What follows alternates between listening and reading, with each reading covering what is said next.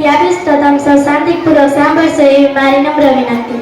માનનીય શ્રી મુખ્ય અતિથિગણ, શિક્ષકગણ અને મારા વાલા દેશવાસીઓ, આજે 26મી જાન્યુઆરી આપણે પ્રજાસત્તાક દિવસ તરીકે ઉજવીએ છીએ। 26મી જાન્યુઆરી આપણો રાષ્ટ્રીય તહેવાર છે। વર્ષ 1950ની 26મી જાન્યુઆરી નવા બંધારણ દ્વારા પ્રજાનું રાજ્ય સ્થપાયું। આઠમો દિવસ પ્રજાસત્તાક દિવસ તરીકે ઉજવીએ છીએ। આજે ભારત દેશ 77મો પ્રજાસત્તાક દિવસ ઉજવી રહ્યો છે, જેમણે ભારત દેશને પોતાનું શાસન ચલાવવા માટે ડોક્ટર બાબા સાહેબ નેતૃત્વમાં વિશ્વનું સૌથી મોટું લેખિત બંધારણ અપનાવ્યું હતું। બંધારણ આપને સમાનતા, સ્વતંત્ર અને ન્યાયનો અધિકાર આપે છે। આ દિવસે આજે આપને મહાન ક્રાંતિકારીઓ, દેશની શહીદોની યાદ અપાવે છે, જેમણે દેશને આઝાદ કરવા માટે પોતાનું બલિદાન આપ્યું હતું। પ્રજાસત્તાક દિવસનો અર્થ પ્રજાનું શાસન થાય છે।